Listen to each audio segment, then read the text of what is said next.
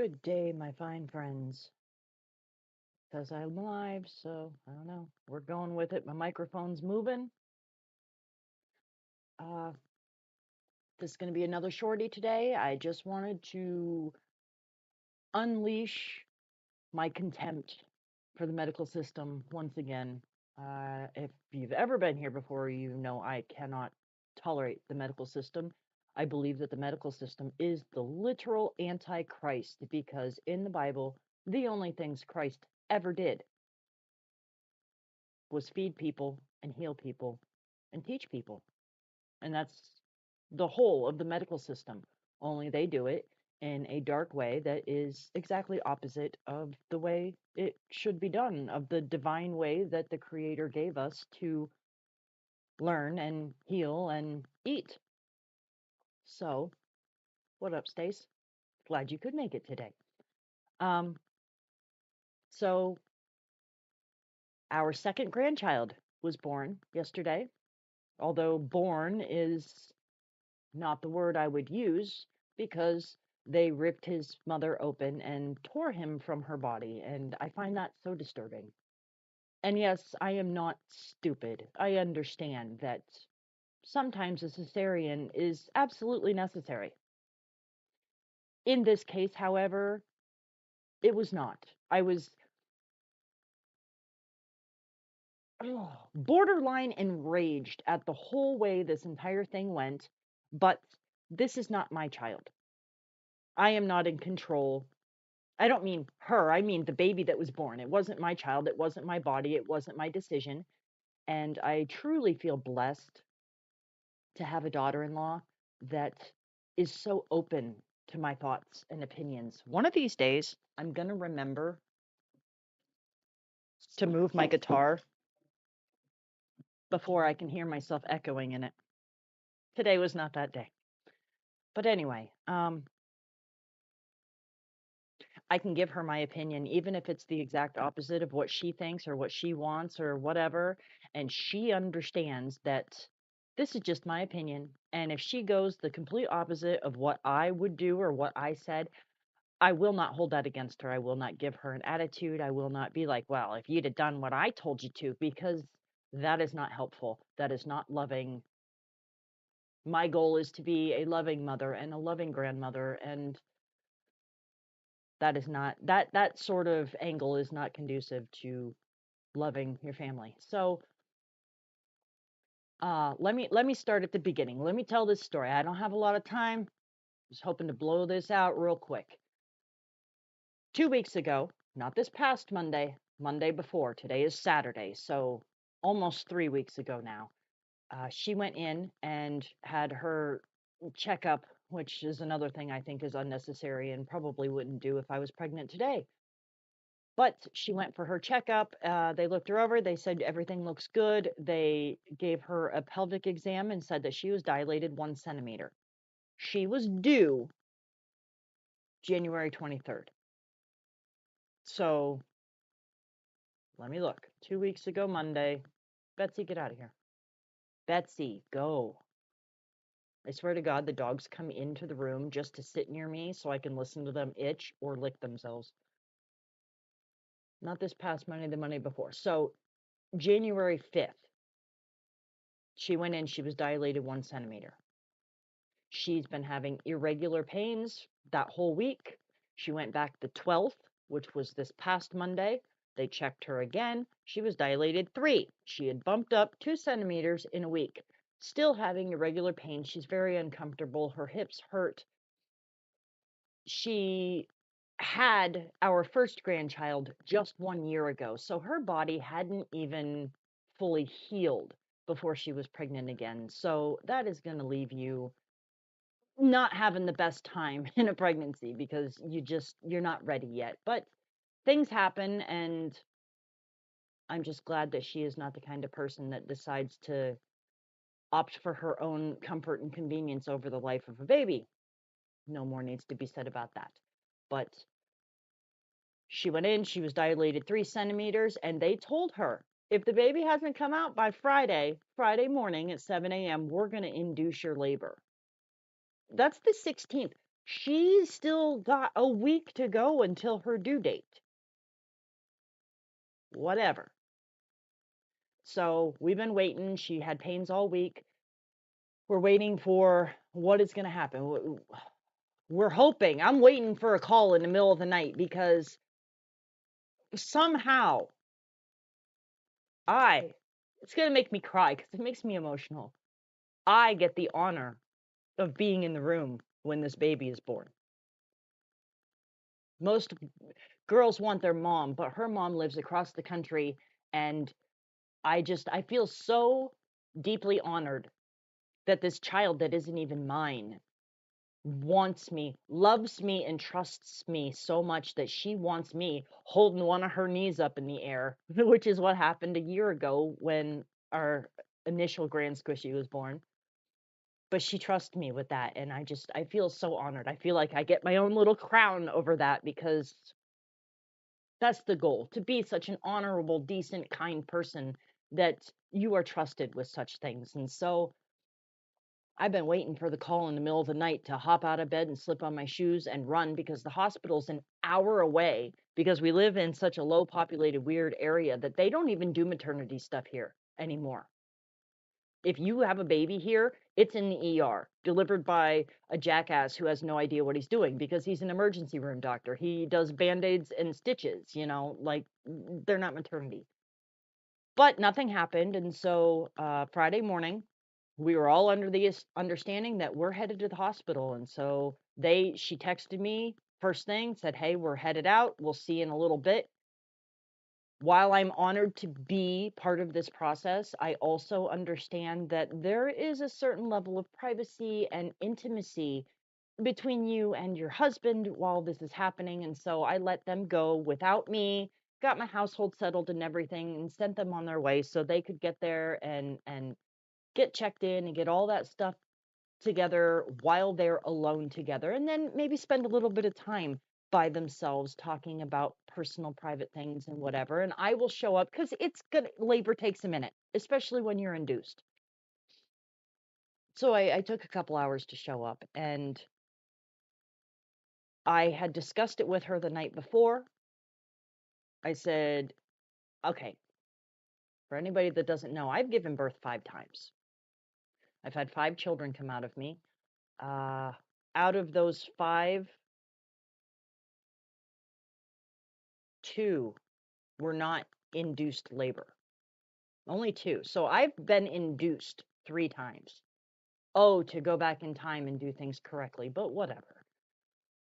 I've been induced 3 times, and I've also been with moms twice, 2 different people while they were having babies. So this is not new to me. Plus, everybody I know has had babies. Go away, Tucker. Go. Out. I will spray you. Go away. This is not new to me. Am I a doctor? No. Did I go to medical school? No. However, I did consider going to be a midwife because this is not new to me. But what I'm about to say, for anybody out there, this is not medical advice. This is just what I would have done if it were me.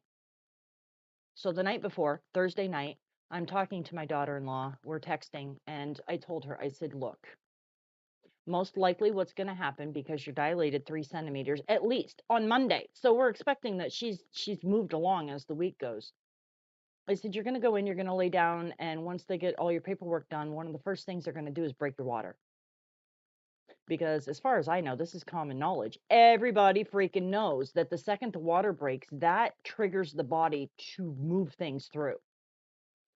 Every induction I've ever seen, including my own, the first thing they do is break your water and give it an hour and see what happens.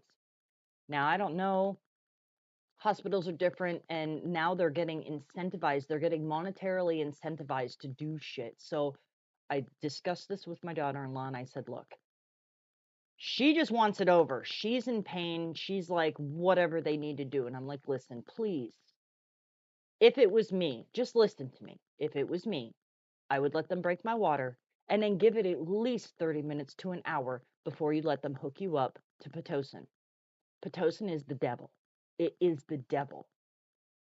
On a scale from 1 to 10, an average contraction in the throes of it's time to push and you're at the peak, the average contraction is a 12 on that 10 scale. It is the most intense pain a woman ever feels in her entire freaking life. And if you have Pitocin hooked up to you, that kicks it up to like 20. Pitocin contractions are the most intense, horrific, body altering things. Like, you can't even stay in your own head because you feel like you're being ripped apart from the inside. Pitocin is the freaking devil, as far as I'm concerned. So let them break your water and give it a little bit of time, because you're already dilated 3. This is her 4th child. Like, they're going to break your water and it's probably going to move so fast. You're not even going to need these drugs. But in addition to Pitocin being the absolute devil when it comes to contractions themselves, Pitocin is an artificial form of oxytocin. Oxytocin, it makes you happy. So, of course, because the medical system is the antichrist, Pitocin makes you depressed. There's like a 36% increase in postpartum depression if you've had Pitocin during your labor. She already has a history of depression and issues with that, and that worries me. It concerns me. They literally live next door to me, so I am the support system. When she needs help, I'm the one that shows up. Yes, there are other people in the support system, and I'm really glad for that. But she listens to me, and she's one of my best friends. Daughter-in-law / bestie. So please don't do this if you don't have to. But she understands. If you do it, that's cool. I'm not going to give you an attitude. I did it. No shade. No shade at all. You do you, but this is my opinion, and I want you to have this unemotional, grounded opinion from me, and then you do what you need to do. I'm good with that. I'm totally good with that. They didn't break her fucking water. They didn't do it. And when I questioned the doctor about it, she looked at me like I was fucking stupid and was like, well, we like to see if the water will break on its own. No, they took this girl in, and the first thing they did was put an IV in her and hook her up to Pitocin. First thing they fucking did. Let's amp up those contractions. Let's give you this chemical that's known to cause depression, that's known to cause unnecessary excess pain in labor, and that's known to affect the baby. The baby is getting these hormones too. It affects the baby's heart rate. It affects the baby's well-being in whole. Like, first thing they did, they gave her Pitocin. They hooked her up and they started pumping these fucking drugs into her. She declined a epidural, which I was obviously happy about. But a year ago, she got the epidural. I didn't want her to. Again, not my baby, not my call. I've had an epidural, no shade. It's whatever. We were there. That was probably half the reason that we had to hold her knees in the air while she pushed, because you can't feel shit. You can't feel shit. Like, they perform surgery after they give you a spinal tap. It's not a spinal tap. It's I forget what they call it, but yeah, it's an epidural. It goes into your spine, and basically from the point of the spine that they insert their little catheter, you go numb from there down. Like, they give women epidurals when you see, like, on TV and movies and shit, or if you've ever experienced it, when you get a C-section and you're awake for it and you're not under general anesthesia, it's because you have a spinal block. That's the word I'm looking for. It's called spinal block. She declined that because she has some issues, and personally, when I got one, the numbness, being able to see my limbs and not feel them, gave me a very claustrophobic feeling, and that is what happened to her. So she declined it. She didn't want nothing to do with that this time, and she ended up getting one anyway in the end. But they started pumping Pitocin into her, and she immediately started to contract wildly to where, like, she was having trouble talking. Because that's what Pitocin does. Pitocin's the devil. And they let her go for a couple of hours, and then she had to go to the bathroom. So we unplugged everything because she's got the IV and it's all plugged in, all the monitors and shit. Back in the day, they checked you out, they checked your dilation, they made sure the baby was in position, and then they were like, hey, go walk in the hallway. Walking helps. If your water hasn't broken, have sex. Fun fact, people think you have sex to encourage labor because they think it's the friction that makes the cervix open. It's not. It's actually, there's a chemical in the semen. Who knew? There's a chemical in the semen that actually makes it triggers for the cervix to dilate when things are already in the process. Not like you're going to have sex when you're 4 months along and trigger like a miscarriage or something because of the semen. But no, it's actually, I mean, it is for sure the friction because the irritation of the lining down there will cause contractions. But there's actually something in the semen that encourages labor to progress. But they encouraged you to, here, sit on this giant yoga ball or whatever, because it helps your hips open up. It helps everything relax. It helps things move through the way they're supposed to. Not anymore. They're going to hook you up to all this crap and strap you down. You're not allowed to move. You got your IV. So we unplugged everything. She got up. She went to pee. And when she stands up, she's kind of, I mean, you're vulnerable already and you're kind of all over the place. So I'm like, okay, I'm going to step out. I'm going to go down to the car and refill my iced tea because I came with, I'm very weird about what I drink. So I had thermoses of iced tea. Like, I'm going to go down, take my cup. I'm going to go to the car, refill my iced tea. I'll be back in 10 minutes. Take your time, get yourself decent and covered again, and I'll be in. So that's what I did. Came back. It's all good. Her contractions are going crazy. They checked her again. She was dilated 1 more centimeter. So we're up to 4.5 now. Things are going good. We're hanging out, we're talking. Every time she laughs, the monitor makes this god awful sound and she's in pain. It triggers contractions and we're having fun with that. And we're just trying to keep the mood light and hang out and wait for this to happen. It's just me and my son and daughter-in-law. It's just the three of us with a nurse that comes in and out. A little while later, probably hour and a half. I mean, I guess it was shortly afternoon, like 2, 3 o'clock maybe. God, I didn't even keep track. I could probably go back in my text messages. But she had to pee again.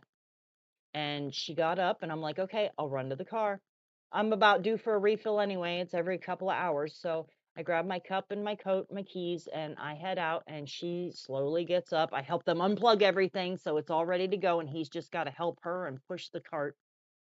She goes off into the bathroom. I go out the door, go down to the car, refill my tea. I'm only there for a minute because how long does it take to go down 3 floors to the car, which is right there? The first time I saw an open spot, so I moved. So I was actually really close to the door at this point. Filled up my tea, went back up. It's only been like 5 minutes. She had just gotten settled back in bed. And I came in, sat down, set my tea down, and all of a sudden, 2 nurses and the doctor come walking in. That's kind of weird. And they're like, because they are monitoring your monitor from out at the nurse's station. So they come in and they're like, yeah, we see that the baby's heart rate is kind of low. So they walk over to the bed. They're moving the sensors around on her belly, trying to find the baby's heartbeat. They find it. It's low. And they're like, okay, something about her standing up and moving around. Allegedly, I don't fucking know. But she's hooked up to Pitocin. She's, attached to the devil. So God knows what's happening. But they start pulling her blankets back. So I stand up and move to the corner of the room and turn my back because I don't want her to be more uncomfortable. Yeah, I've seen it before. Yeah, I have one, but it's still, everything about having a baby is such an immodest thing. Your modesty is ripped from you. If I can allow her that modesty as long as possible, it helps with her comfort, and I want that for her. So I stand up and I've got my back to everybody. While I'm standing there listening to what's happening, more nurses are rushing in. And they tell her, roll over on your belly, get up on your knees. So now she's on her hands and knees on the bed, and the baby's heart rate has dropped out the fucking floor. And they're like, we're going to open her up. They unhook the bed right there. She's on her hands and knees on the bed, and they got a nurse dragging the IV, and they backed that bed out, and out the fucking door they went. I turn around. My son's standing there. He's looking at me. He's completely white, and he's like, Did you follow any of that? Because they're talking so fast and he's inexperienced and has no idea what's going on. They're treating him like he's a 30-year-old man when in fact he's like a 16-year-old child. He's completely inexperienced, no clue. And I'm like, yeah, they're doing a C-section right now. They're taking the baby. And as soon as I say this, another nurse walks in, hands him a packet, all of this big, clear packet, and says, here, put this on, meet us in the OR. Hands it to him and walks out. He's completely white. All the blood has drained out of this boy, and he is completely shocked. He's like, he's holding it, looks at me, Mom, what do I do? Like, well, we're going to put clothes on. Rip the package open for him. I took the package. I ripped it. He's standing there in a daze. I ripped the package open. It's a full body scrub, which literally unzips in the back, like the old style pajamas for kids that zipped up the front, only the zipper's in the back. I unzipped it, opened it up. I'm like, put your foot in. He stepped in, pulled it up, got his arms in it, turned them around, zipped them up. And then there was booties. Like, sit down, let's put the booties on your feet. He sits down. I put the booties over his shoes. There was no gloves, but there was a mask. Oh, and a hair thing. So I put the hair thing on, tucked his hair up underneath of it, hung a mask off his ear. And I'm like, out there around the corner. He's like, what do I do? I said, what do? You go in, you sit down, you hold her hand, you talk to her, you look at her face. Don't look at what they're doing because he's kind of blood sensitive. I'm like, you might hit the floor and I'm not there to catch you because only one person can go in. So don't look at what they're doing because there's no one going to catch you. You're going to hit the floor. Just sit down, talk to her, hold her hand. It's going to be okay. It's going to be okay. Just go. You're good. Trying to maintain, if I've learned anything from my children over the years that I've had children, it's that they're looking to you because if you're freaking out, they're going to freak out. If you can maintain your calm, they are more likely to maintain their calm. So I'm staying as calm as I can. While inside, I'm so angry. I'm like, if she'd have come in and sat down and not got hooked up to anything and they just broke her water, we would probably be pushing out a perfectly healthy, fine baby right fucking now. But you had to give her a bunch of chemical shit that made her have overly zealous fucking contractions. And it affects the baby. It affects the baby's heart rate. It affects everything. And I was so fucking mad. But, I can't do anything. Like I said, it's not my pregnancy. It's not my body. It's not my call. I'm just kind of going along with it. But I'm like, what in the fuck are these people thinking? Why do they feel like they have to hijack every natural fucking process of the normal human body?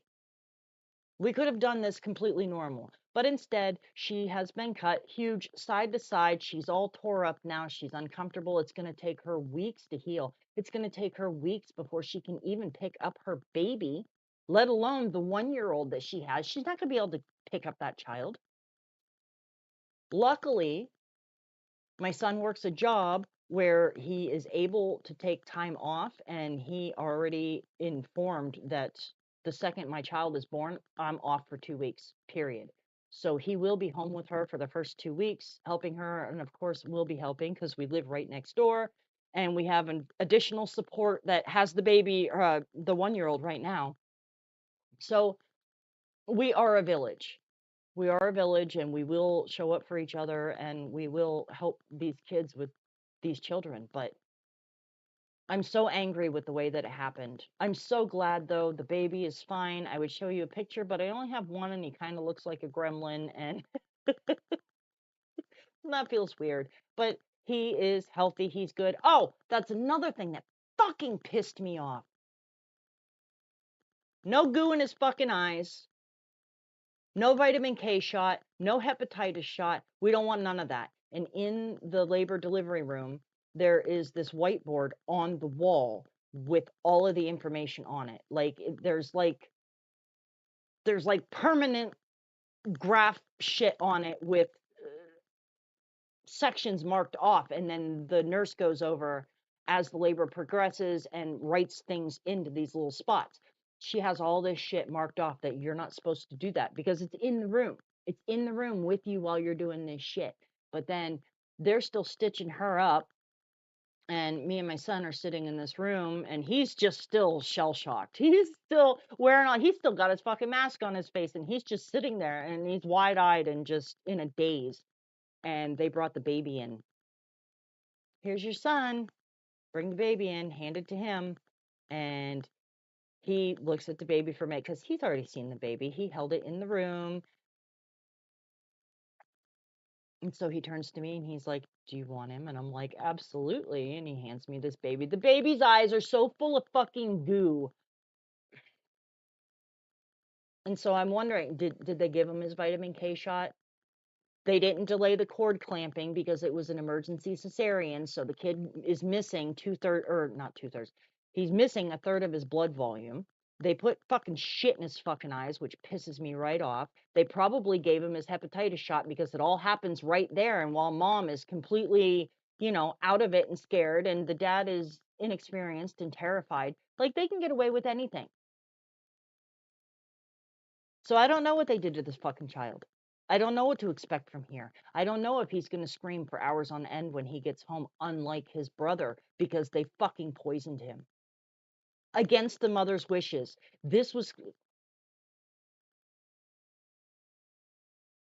All this shit was plainly stated in her chart. It was all right there. If it was me, I'm filing a lawsuit because fuck you. How fucking dare you? How dare you perform medical procedures on my child that were not authorized by me specifically, that were not only not authorized by me, but that were specifically unauthorized by me. But I guess we're going to wait and see. We're going to wait and see, find out what happened, because I don't know. I didn't hang out for a long time after that. I waited until they brought her in because I needed to lay eyes on my daughter-in-law. I needed to see my kid. And I brought her in and I talked to her briefly. I got to take all the blankets off the baby and put it on her bare chest because they're like, okay, it's time for skin to skin contact. Not that it matters. The baby can't even fucking see his mother. God, that makes me so mad. But that was the first thing I did when he handed me the baby. I'm like, oh, sweetie, you don't need all this goo in your eyes. And I grabbed a fucking towel and started wiping the shit off the baby's eyes. I'm sure it didn't do a whole lot, but at least there wasn't an excess of it. I, as gently as I could, got as much shit out of that poor fucking baby's eyes as I could. I would sue. I would sue so fucking hard. I would own that fucking hospital. How fucking dare you?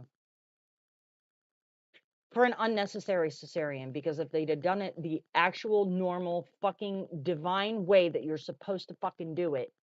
But that's not even the way it's supposed to be done. She wasn't due for another fucking week. Why would you scare her and terrorize her into coming in a week early so you could induce? Why wouldn't, back in the day, we waited for the due date. I was personally born 2 weeks after my fucking due date. They don't even let you get that far. Because if they can intervene and give you a whole bunch of fucking drugs and do every possible fucking thing that they can do. The doctor came in, she's like, we're concerned before they took her away. We're concerned that the baby might not be in position, so we're going to do a quick sonogram. Walks over on the thing, on her belly. Oh, yep, there's his head. That's it. I guarantee you that fucking ultrasound costs $300. Like any tiny thing that we can do to amp up our... I hate the medical system. The medical system is the fucking devil. The medical system should be used for traumatic injury. If the baby's stuck coming out, if you're 2 weeks overdue and the baby's coming and it won't come the rest of the way out, absolutely a cesarean is called for. You have to do what you have to do to save the mother, save the baby. Absolutely. I'm not fucking retarded. I understand that these things are sometimes necessary. What pisses me off is when the necessity is manufactured for monetary gain. And that is exactly what I fucking witnessed last night. And it just has me hotter than fuck. It just has me hot. So that was my experience, and that is my fucking irritation. But thank the creator, we have a healthy second grandchild, and he looks like a little gremlin. And my daughter-in-law is going to take a minute, but she's okay, and she will hopefully heal without incident. But that's where we are. And that is my major complaint for today. My short complaint because, oh yeah, that even took longer than I expected. So I do have to go because I got shit to do today, and the guys are going to be home from work in a few minutes. So I do have to go. But